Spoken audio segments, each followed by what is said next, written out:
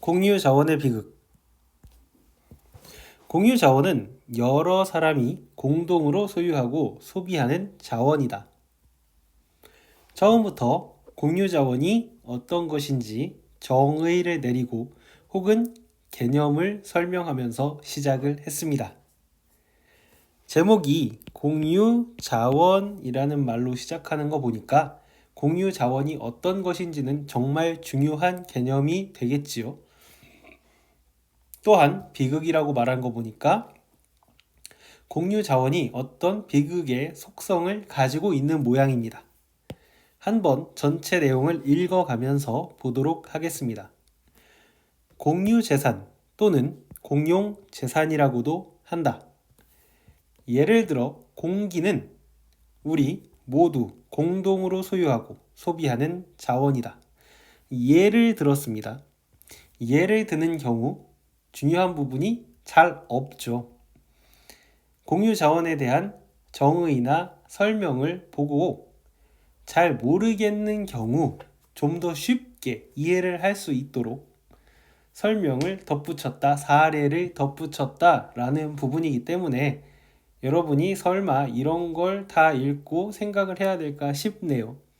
산이나 들, 바다에 있는 야생 동물들, 들에 피는 이름 모를 꽃, 서울 시민들의 식수를 담당하는 한강도 공유 자원이다. 예를 하나 또 들었죠. 다음 것도 얘기했죠. 또한 경상북도의 성류굴과 같은 관광 자원이나 휴대전화 소유자에게 필요한 전파도 우리나라 사람들이 갖고 있는 공유 자원이다. 이쯤 되면 문제를 이 중에 공유 자원에 해당하지 않는 게 뭐냐라는 식으로 애매하게 낼 수도 있을 것 같습니다. 그런 경우에는 공유 자원이 될까 안 될까를 볼 수 있는 기준이 있어야 하는데 여기에 그 기준을 마련해 놓은 것이죠. 공동으로 소유하는 것이다. 개인이 소유하는 게 아니다. 어디까지가 개인 거고 어디까지가 공동의 것인지 알 수 없다. 이런 개념을 가지고 있다라고 하면 되겠죠. 뒤에 좀 더 자세하게 나오니까 계속 읽어보도록 하겠습니다. 공유 자원은 과도하게 소비된다는 특성이 있다. 이는 공유 자원의 비극이라고 표현된다. 여기 지금 공유 자원의 비극이라는 말이 나온 거 보니까 이거야말로 정말 중요한 부분인 모양입니다. 이 공유 자원의 비극의 의미가 뭐냐? 과도하게 쓸만한 정도보다 더 많이 쓰게 된다라는 특성이 있다는 거죠. 그걸 보여주는 예로 음식을 들었습니다. 같은 음식을 여러 사람이 함께 먹을 때와 혼자서 먹을 때 어느 쪽이 더 맛있게 느껴질까? 당연히 다른 사람들과 같이 먹을 때 훨씬 맛있다고 느껴진다. 이러한 이유로 사람들은 여러 사람과 같이 음식을 먹을 때 더 많이 먹게 된다. 그러니까 과도하게 소비된다. 밥을 즐겁고 맛있게 먹는다는 점에서 공유 자원의 희극이라고 해야 할지도 모르지만 좋으니까요. 음식 입장에서는 빨리 사라지게 되므로 이 경우 역시 공유 자원의 비극에 해당한다. 어떤 포인트 때문에요? 빨리 사라지게 되므로 비극이다 라는 거죠. 과도하게 소비된다. 그렇다면 그것은 빨리 사라지는 것이다. 그러니까 비극이라고 한다. 이런 논리적 맥락을 가지고 있는 거죠. 이렇게 연결이 되고 또한 이 비극이라는 것은 빨리 사라지는 것이다 라고 이렇게 연결이 된다고 보면 되겠죠. 북유럽의 어느 도시에서 시민들의 편의를 위해 자전거 몇만 대를 사서 시내 곳곳에 두었다. 시민들이 자유롭게 사용할 수 있게 하자는 의도였다. 여기에서 지금 공유 자원에 된 녀석이 뭘까요? 바로 자전거이죠. 자전거가 공유 자원의 대표로 지금 나왔습니다. 필요한 시민은 자전거를 타고 목적지까지 가고 목적지에 도착하면 자전거를 길거리에 그냥 두도록 했다. 자전거가 필요한 또 다른 사람은 길거리에 있는 자전거를 타고 자기 목적지로 갈 수 있었다. 아주 편리할 뿐 아니라 모든 사람에게 도움이 되는 구상이었다. 예, 구상이 좋네요. 그런데 그 결과 상당수의 자전거를 도난당하거나 그나마 남아있는 자전거들은 대부분 고장이 나서 더 이상 쓸 수 없게 되었다. 좋은 구상이었지만 의도대로 실행되지는 못했다. 공유자원의 비극 때문이었다. 아까 공유자원의 비극이라는 것은 과도하게 소모된다라는 점을 얘기했습니다. 여기에서 자전거가 그 꼴이 났네요. 여기까지의 얘기를 보면 내용이 이렇게 되겠죠.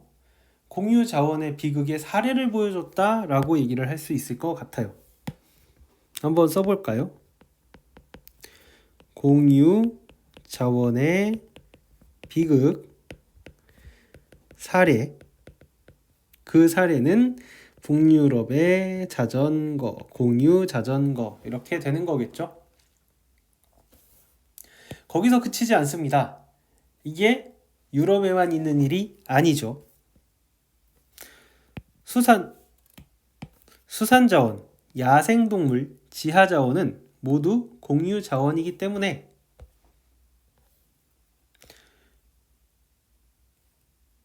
공유자원의 비극이 발생한다.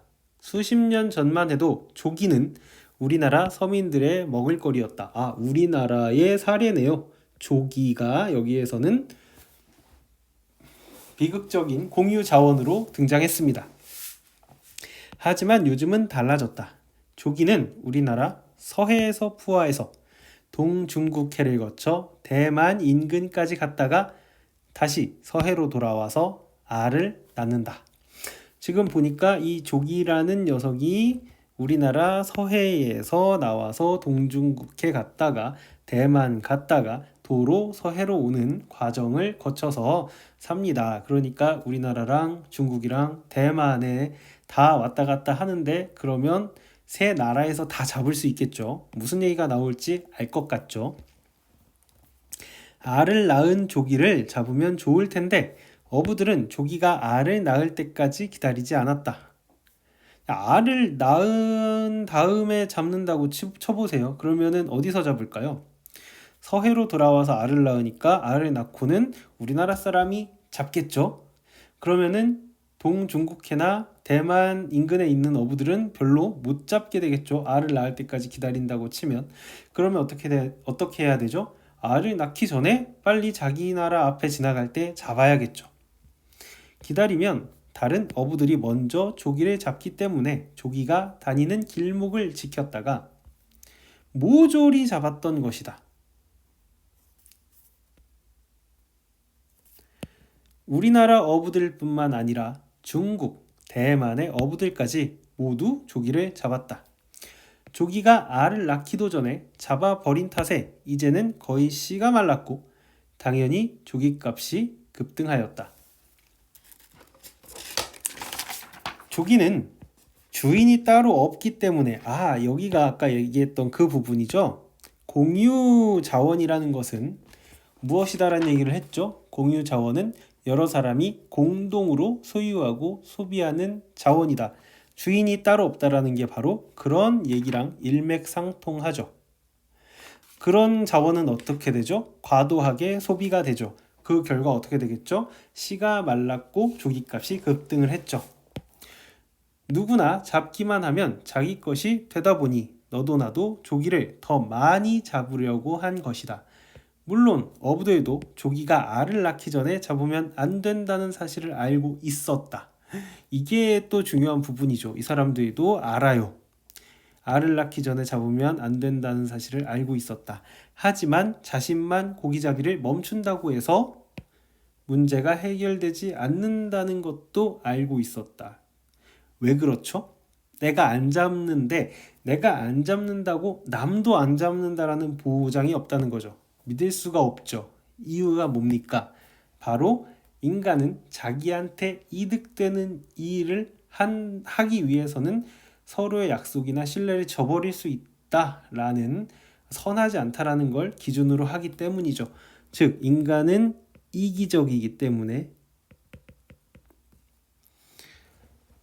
이득을 보고서는 참지 않는다 라는 걸 생각했을 때 나만 안 잡는다고 남도 안 잡는다는 걸 믿을 수가 없는 거죠. 그래서 자기만 고기잡이를 멈출 수가 없죠. 그러면 어떻게 해요? 나도 잡아야지. 그래서 결국 아무도 조기 잡는 손을 멈추지 않게 되었고 이에 정부는 조기에 대한 금어기를 설정하게 되었다. 여기 굉장히 중요한 얘기가 나왔죠. 사람들이 알아서 하기를 바랬지만 그게 안 되면 어떻게 합니까? 정부의 개입이 있어야겠죠. 정부는 조기에 대한 금어기를 설정하게 되었다. 정부가 개입을 했습니다. 지금 그 전까지는 어떻게 했죠? 시장에 맡겨 두었죠. 그런데 시장에 맡겨서는 공유 자원의 비극을 피하기 어렵다. 따라서 정부나 시민들의 개입이 필요하다. 이 위에는 정부가 개입을 했죠. 그런데 정부 개입 말고 이런 방법도 있다라는 거죠. 정부의 개입 혹은 정부나 시민의 개입. 정부가 개입할 수도 있고 시민이 개입할 수도 있다라는 거죠. 공유 자원의 문제는 정부의 개입으로 좋은 결과를 이끌어낼 수 있다. 그러니까 정부나 시민이나 둘 중에 하나가 개입할 수가 있는데 뭐 둘 다 개입할 수도 있겠죠. 어떤 경우에는. 그런데 정부가 개입하면 어떻게 돼요? 좋은 결과를 이끌어낼 수 있어요. 한번 줄로 연결을 해보겠습니다. 이렇게 되겠죠. 정부의 개입. 정부의 개입으로 좋은 결과를 이끌어낼 수 있다. 이거 기억을 해야 됩니다. 단 공유 자원의 비극을 피하기 위해 정부가 개입했다가 의도하지 않은 부작용이 나타나는 경우도 많기 때문에 정부는 사람들의 동기를 잘 생각해서 개입해야 한다. 그러니까 정부는 주위에서 개입해라. 정부가 개입해서 좋은 결과도 있을 수 있고 부작용이 있을 수도 있다. 부작용이 안 나타나게 하려면 동기를 잘 생각해서 개입을 해라. 그러면 이 부분을 한번 간추려 보면 이런 내용이 되겠죠. 공유 자원의 비극을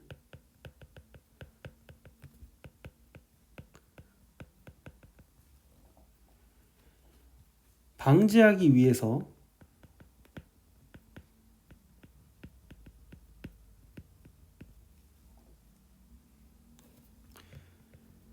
정부나 시민의 개입이 필요한데 주의점이 있다. 주의할 필요가 있다. 뭐 그런 내용으로 정리가 되겠죠. 자, 지금 위에서 정부나 시민단체가 개입할 수 있다고 했는데 여기에서는 정부가 개입한 이야기를 먼저 보여줍니다. 그런데 정부가 개입해서 발생한 부작용을 보여줘요. 그러니까 정부가 개입해서 성공하는 사례도 많아요. 그런데 여기에서는 부작용을 보여줘요. 그러니까 여러분이 생각할 때 정부가 개입하면 부작용이 발생하는 게 아닐까? 부작용을 가져온다고 그러고 얘기를 했어요. 그 다음에 뭐라 그랬냐면 시민들이 자발적으로 개입해서 문제를 해결한 내용을 보여줘요. 그러니까 여러분은 단순히 그냥 생각을 했을 때 정부가 개입하면 부작용, 시민들이 하면 문제 해결 이런 게 머릿속에 들어올 수 있다라는 거죠. 그러면 여러분한테 정부가 개입하면 부작용이 생기니까 가능하면 시민들이 자발적으로 개입하는 게 좋다. 이렇게 얘기해서 물어보려고 하겠죠. 그러면 여러분은 어떻게 대답해야 합니까? 정부가 개입할 수도 있다. 무조건 시민들이 자발적으로 개입하는 게 정부의 개입보다 더 좋다라고 할 수 없다라는 사실을 명확히 해야겠죠. 다만 정부가 개입할 때는 부작용이 일어날 수 있다. 그러니까 이 부작용을 조심해서 개입해야 된다. 그런데 이 글 내용에서 시민들이 자발적으로 개입하는 게 정부가 개입하는 것보다 효과적이거나 더 좋다라는 내용의 말은 없죠.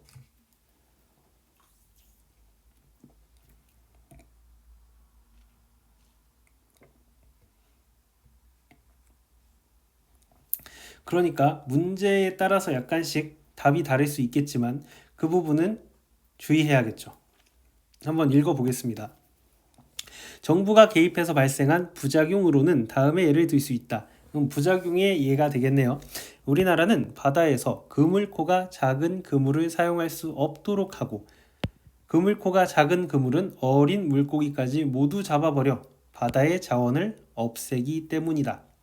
하지만 일부 어부들은 몰래 그물코가 작은 그물을 사용한다. 그리고 경비정이 쫓아오면 잡히지 않기 위해 그물을 끊고 시치미를 뗀다. 끊어진 그물이 바다에 버려지게 되므로 이런 행위는 바다를 오염시키는 부작용을 가져온다. 애초에 정부가 개입할 때 이런 의도로 한 게 아님에도 불구하고 생각지 못한 부작용이 나타났네요. 만약에 이 부분을 간추린다면, 요약을 한다면 이런 내용이 되겠죠. 공유 자원의 비극을 방지하기 위해서 정부가 개입을 했다. 그래서 부작용이 초래된 예. 다음 문단 보겠습니다. 시민들이 자발적으로 개입해서 문제를 해결한 오스트레일리아 바닷가재 공동체의 사례를 살펴보자. 1960년대 이 지역의 어부들은 바닷가재의 숫자가 계속 줄어드는 공유 자원의 비극을 겪고 있었다. 문제를 해결하기 위해 어부들은 좋은 생각을 해냈다. 공동체를 결성해서 이게 지금 시민들이 자발적으로가 되는 거죠. 설치할 수 있는 어망의 숫자를 제한하기로 한 것이다. 자, 스텝 1입니다. 어망의 숫자를 제한한다. 이에 다른 사람이 어망을 더 설치하는 것을 많이 설치하면 더 많이 잡지만 내가 설치한 어망에 덜 들어오겠죠. 바닷가재가. 그러면 남이 더 하는 걸 막으려고 하겠죠. 그래서 서로 감시하게 되면서 이게 스텝 2죠. 서로 감시하는 게 스텝 2. 불법적으로 어망을 설치하는 어민이 사라졌고 결국 바닷가재의 숫자를 늘리는데 성공했다. 바닷가재의 숫자가 늘어났습니다. 스텝 3였죠. 그런데 시간이 흐르면서 그런데 하면 뭔가 나쁜 얘기가 나올 것 같은데 여기에서는 그런데 더 좋은 게 있어요. 이런 내용이죠. 어민들은 꼭 자신이 어망을 설치할 필요가 없다는 것을 깨달았다. 어망의 숫자만 제한했을 뿐 어망을 설치하고 잡을 수 있는 사람을 제한하지는 않았기 때문이다. 그래서 주민들은 어망의 숫자는 계속 제한을 둔 상태에서 어망을 설치할 수 있는 권리를 팔기 시작했고 스텝 4입니다. 권리를 팔기 시작했다라는 거죠. 마지막으로 새로 바닷가재를 잡으려는 사람들은 기존 어부들에게서 돈을 주고 이 권리를 사야 했다. 어망 설치 관리를 팔면서 어부들은 일은 적게 하면서도 이게 스텝 5죠. 소득은 점점 높아졌다. 그러면 어떻게 될까요? 계속해서 감시를 하고 이 사이클이 계속 돌아가겠죠. 그러면 여기까지의 내용을 한번 간추려 볼까요? 내용은 이렇게 되겠죠. 공동체를 결성했다 그랬으니까 시민들의 자발적인 개입의 사례다.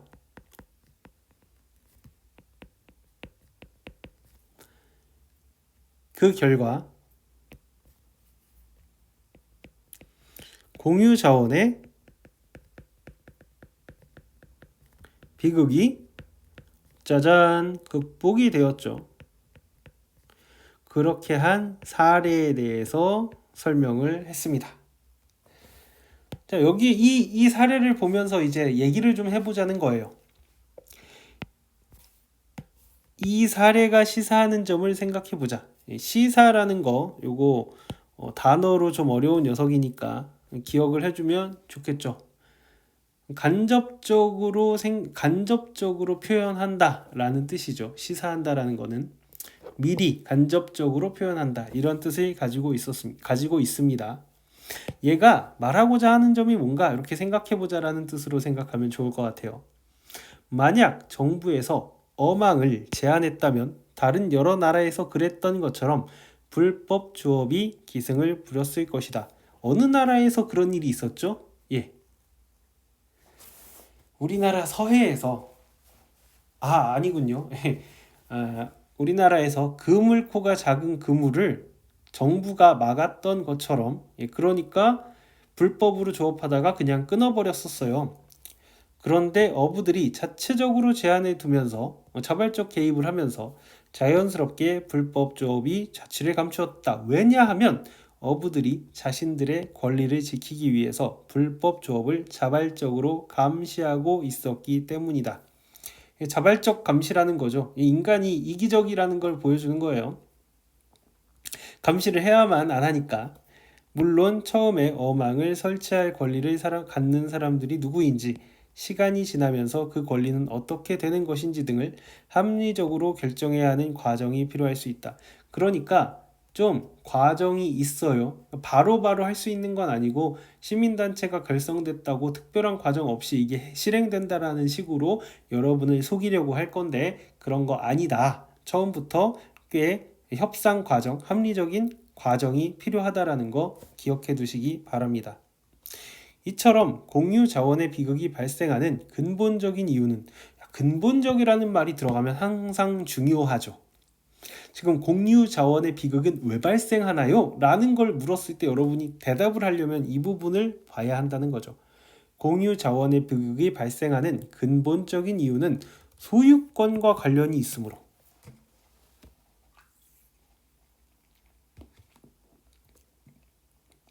뭐랑 관련이 있다고요? 소유권. 누가 가지냐? 공유 자원은 뭐라고요? 공동으로 가지는 것, 공동으로 소유하는 것. 그런데 소유권은요? 누가 가지는가? 공동 소유가 아니라, 그러니까 공동 소유냐 개인 소유냐에 포인트를 두고 있는 것이다. 이 비극이 발생하는 이유는 누가 가지냐, 여럿이 가지냐, 개인이 가지냐, 누가 가지냐. 이게 문제다. 그 해결 방법도 소유권과 관련하여 찾을 수 있다. 오스트레일리아의 바닷가재 공동체처럼 공유 자원을 각자의 재산으로 만드는 것이, 그렇죠. 여럿이 가지면 문제가 되니까 아무도 책임을 지려고 하지 않을 거니까, 과도하게 소비하니까 그러지 말고 각자 걸로 하면은 각자 소중히 여기지 않겠느냐. 공유 자원의 비극을 해결하는 기본 원리이다. 기본 원리까지 갔어요. 기본 원리이다. 이런 얘기까지 나온 거 보니까 이게 소유권과 관련한 것이다. 어떻게 해결하면 좋을까요? 이렇게 물어보는 문제에 대해서 답을 이렇게 내려주면 되겠죠. 각자의 재산으로 만드는 것이다. 이렇게 얘기하면은 공유 자원의 비극을 해결할 수 있다. 여러분도 할 수 있습니다.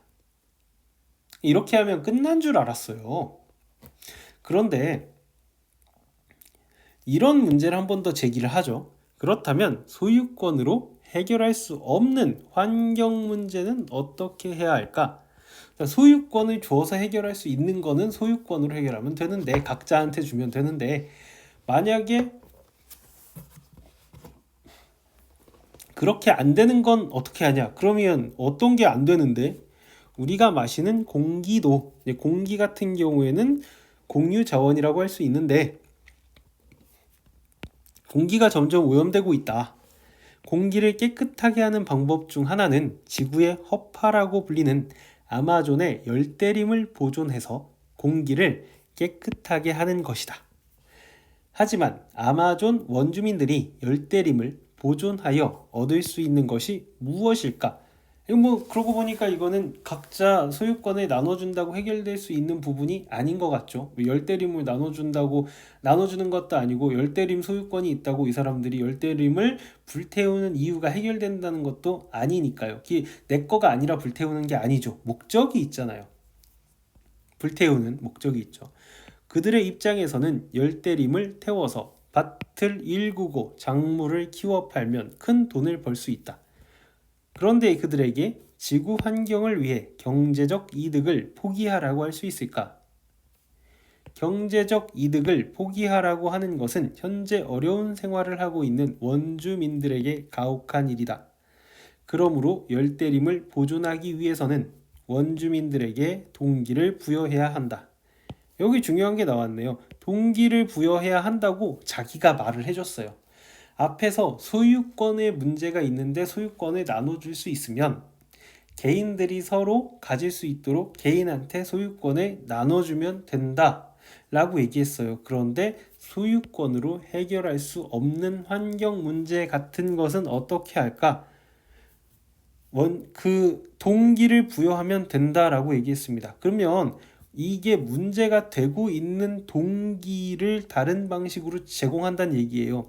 원주민들은 어떤 동기 때문에 아마존을 불태우고 있는가? 이거죠. 경제적 이득. 이 경제적 이득을 위해서 불태우고 있어요. 그러면 동기를 부여하면 되겠죠. 어떤 동기? 경제적 이득을 볼 수 있는 동기.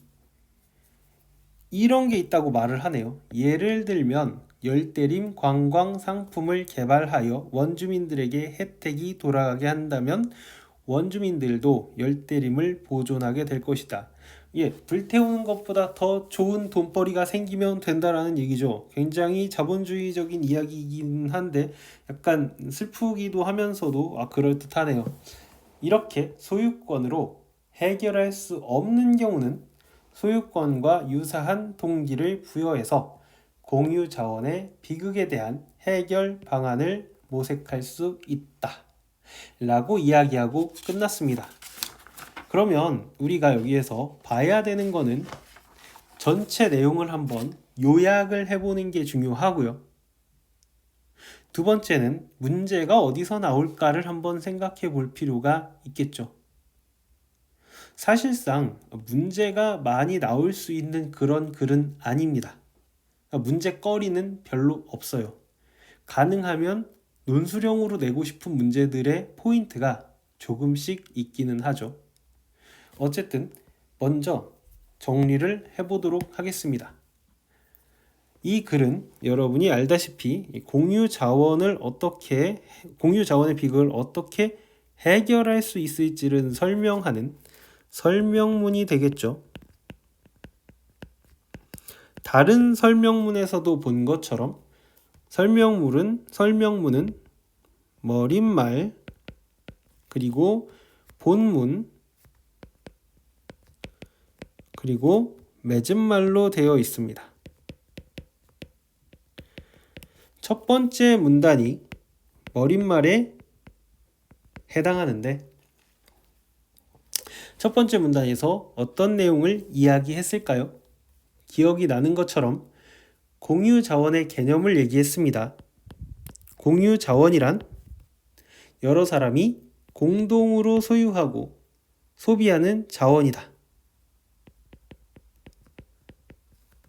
개념이라고 쓸게요. 정의를 내렸다고 말할 수도 있습니다.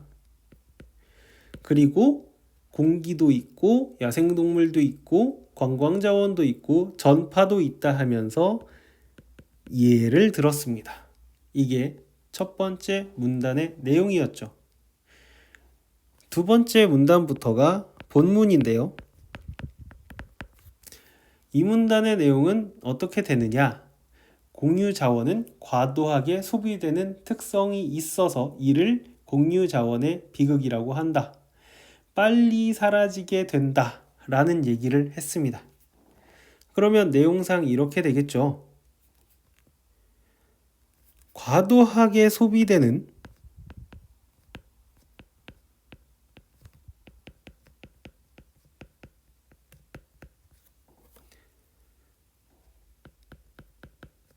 특성으로 인해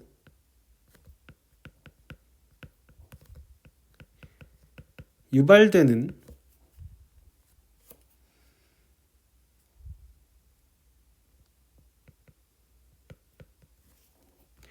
공유 자원의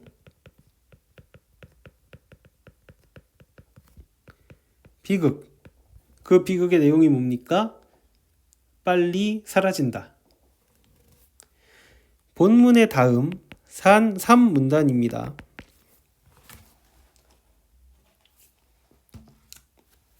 공유자원의 비극의 예를 하나 보여줬죠.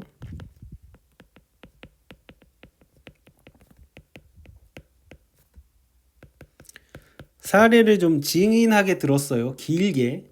내용이 북유럽의 자전거. 4문단에서는 공유자원의 비극 사례를 들었는데 서해의 조기에 대해서 이야기를 했습니다. 3, 4문단은 같은 포인트에 있죠. 애들이 이렇게는 묶인다고 볼 수가 있겠습니다. 그런데 이 마지막에서 이런 얘기를 했죠. 그래서 4문단 같은 내용을 해결하기 위해서 정부가 개입을 했지요. 이렇게 얘기를 했습니다. 그래 놓고서 이렇게 이야기를 다시 해요. 그냥 시장에 맡겨서는 공유자원의 비극이 계속될 것이다. 왜냐하면 앞에서 얘기한 것처럼 서로 자기 주인이 없으니까 자기가 더 많이 가져가려는 이기심 때문이다. 그렇게 단언하지는 않았지만 이 비극의 기저에는 아주 깊은 곳에는 인간의 이기심이 있지요. 서로를 믿지 못하기도 하고요.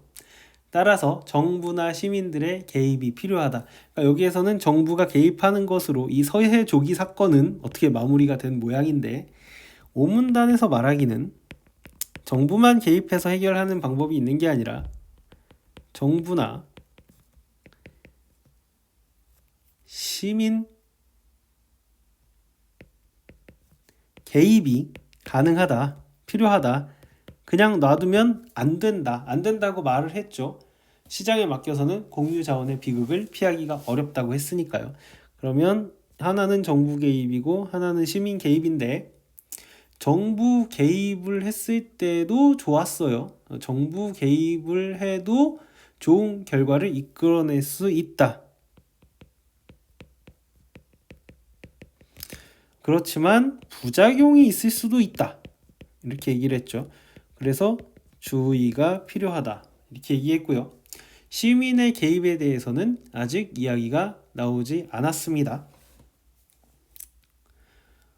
그런데 6문단에 가니까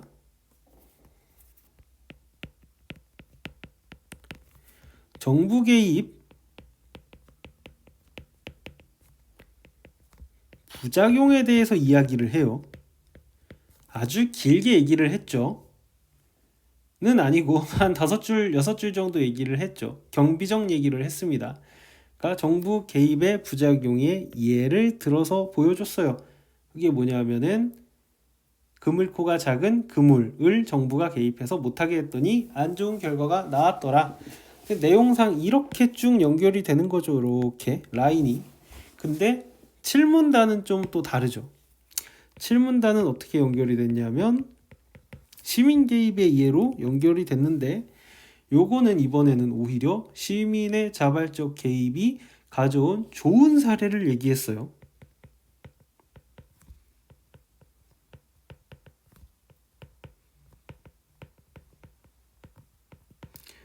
문제 해결의 예.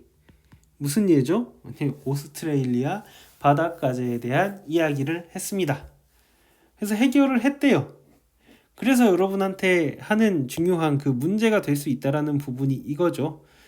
6문단은 정부가 개입했더니 부작용이더라. 7문단은 시민이 개입하니까 문제가 해결됐더라. 그러니까 정부가 개입하면 안 되고 시민이 개입하면 된다. 가능하면 시민이 개입해야 된다. 이런 식으로 문제를 꾸며서 여러분을 헷갈리게 할 수 있다라는 거죠. 그 부분을 체크하시고 정부가 개입해도 분명히 좋은 결과가 있을 수 있습니다. 여러분 정부도 믿어주세요. 는 농담이고 7문단까지 일단 봤습니다. 자, 이 사례로 갔어요. 그러면 7문단은 이쪽에서 내려와야겠죠. 자, 8문단 이 시민들이 문제를 해결한 이 부분을 보고서 우리가 시사하는 점, 뭔가 간접적으로 말해주는 이 사례를 통해서 직접 못 알아본 말했는데 우리한테 대충 던져준 그게 무엇인가 한번 보자.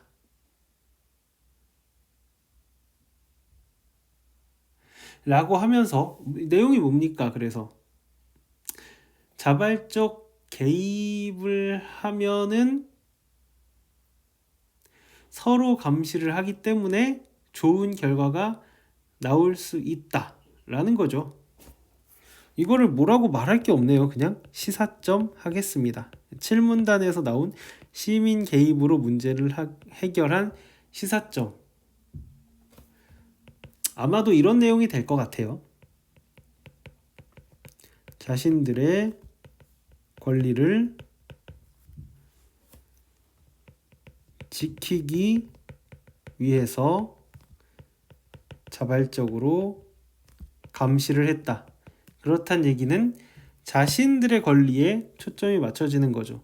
자신들의 권리라는 건 곧 소유권이란 얘기가 되겠죠. 소유권이 자신들한테 있으니까 자신들이 권리를 주장했겠죠. 내 거야. 그러면 내 거를 지키기 위해서 자발적 감시를 한 거죠. 역시 인간은 이기적이죠. 자기 거를 지키기 위해서 일하지만 남과 공유하는 거에 대해선 막 쓰니까. 여기까지가 8문단입니다.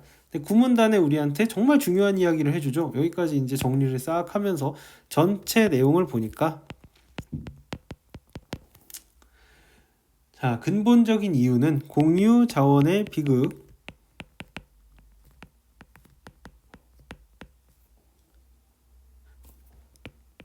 근본적 이유라는 것은 결국 어디에 있느냐? 소유권과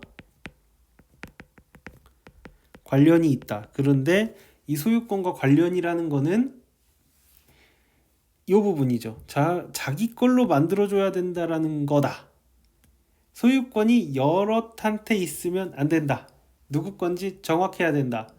이 얘기를 한 거죠. 그래서 25번째, 26번째, 24번째 줄을 보면은 소유권을 공동 소유해서 자, 각자의 재산으로 각자 소유로 만드는 것이 해결책이라고 아예 써서 못을 박았습니다. 여러분한테 제가 문제를 내는 포인트를 말하자면 이거죠. 어떻게 하면은 공유자원의 비극을 해결할 수 있는지 그 근본적인 해결책을 설명해라 라는 식으로 문제를 낼 수 있겠죠. 신문단입니다. 그런데 여기에서 이제 완전 새로운 이야기로 다시 한번 돌죠. 어떤 거냐면은 소유권 관련이 없는 부분.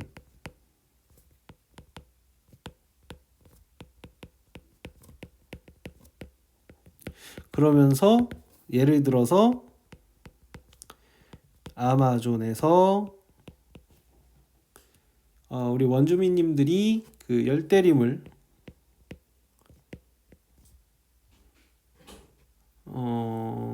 소각? 태움? 뭐 이런 밭으로 만드는 이런 행위, 이거는 어떻게 해야 될까? 라는 질문을 했습니다. 그러니까 11번째 줄에서 또 답을 말해주죠. 동기부여. 근데 이 동기는 어떤 동기냐? 열대림을 태워서 밭으로 만드는 이 행위와 관련된, 그거 왜 해요? 이거는 경제적 이유 때문에. 그러면 이것과 관련된 동기를 부여한다. 그러면 경제적인 이득을 주는 동기가 돼야겠죠. 그런 동기를 주면 문제가 해결될 것이다. 그러면 열대림을 보존하면 돈이 돼. 이걸 알려주는 어떤 방법을 준다. 그래서는 관광상품을 개발하면 사람들이 열대림이 있어야지 보러 올 거니까 보존할 것이다. 이런 식으로 이야기를 했습니다. 여기에서의 포인트가 되는 것은 동기를 부여한다. 근데 여기에서 문제가 되는 어떤 것에 동기를 부여한다. 그거죠. 이 동기부여에 포인트가 맞춰서 문제가 하나 나올 수 있고, 앞에서는 정부 개입도 좋은 결과를 얻을 수 있다라는 점 포인트가 되는 거고, 그리고 공유자원의 개념을 보여주면서 공유자원의 개념이나 정의를 따졌을 때 공유자원이 될 수 있는 것과 되지 않는 건 뭐냐, 이런 식으로 물어볼 수가 있겠죠. 그렇게 어려운 단어들이 많이 있지는 않아요. 시사한다라는 게 가장 어려운 단어가 되겠죠.